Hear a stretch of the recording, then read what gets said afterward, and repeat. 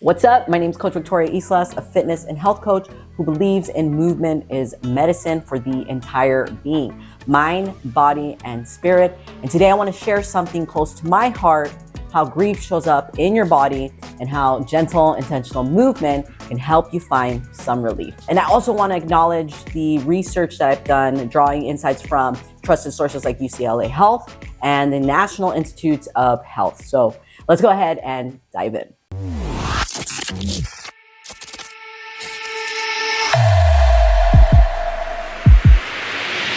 So let's go ahead and start where grief lives in the body.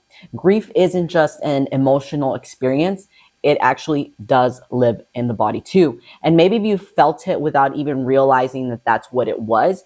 But let's go over some common places where grief can actually settle. The chest and the heart. So you know that heavy, tight feeling that people call heartache. Well, it's real. Grief can even temporarily affect your heart health, your throat. So if you've ever had like a lump in your throat when you're holding back your tears, that's your body reacting to emotional pain. Shoulders and the neck. So grief can feel like you're carrying the weight of the world, literally right here. Stomach and the gut. So maybe if you've lost your appetite, you felt nauseous after a loss. That's totally normal. And that's because your gut and your brain are closely connected. And then we've got the lower back. So emotional pain often creates tension in the lower back. The lungs, and traditional health practices, the lungs are linked to grief.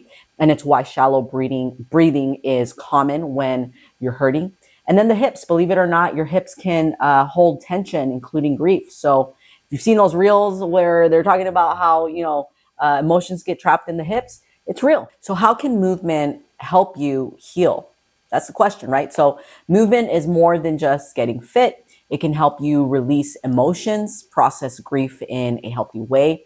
And here's how it does that. So it reduces stress hormones like cortisol, and it boosts endorphins, which lift your mood.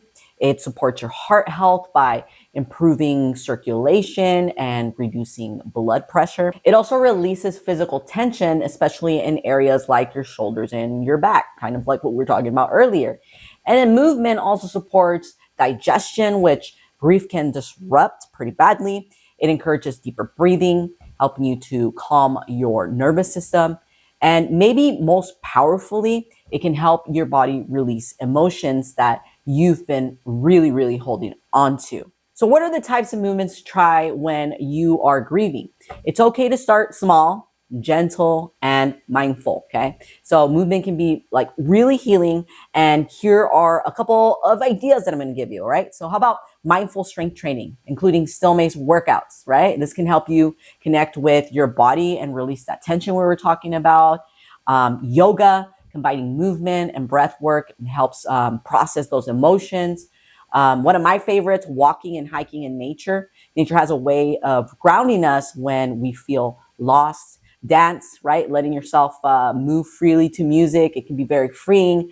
Breath work practices, which, is like intentional breathing. Exercises help calm the nerves or the nervous system and release stuck feelings. And by the way, I'm not much of a dancer, but I know there's a lot of you out there that love to dance. And if that's your thing, that could be a wonderful type of movement to do. And then for the breathing practices, something that goes really well or that's really tied into it is Tai Chi and Qigong. So just throwing those out there when we talk breath work. And obviously yoga is also another great modality for breath work. So here are some tips for moving through that grief.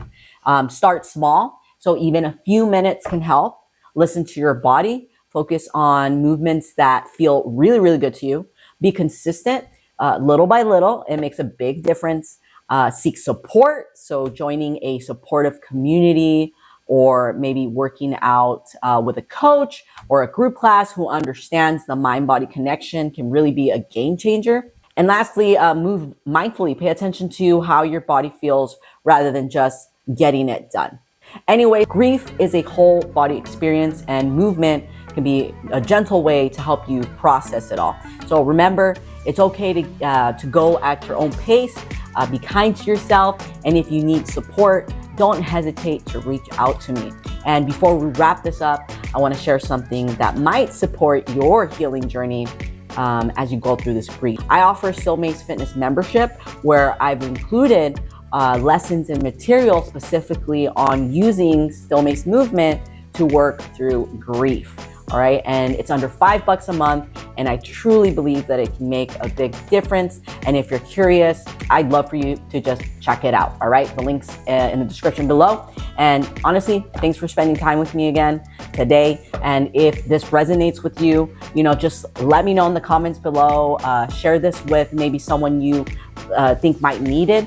And as I mentioned earlier, I drew on insights from trusted sources like UCLA Health and the NIH, which you can check out for even more information on this subject, right? Where grief is stored in the body. Anyways, the links are in the description. Take care, and I'll see you in the next video.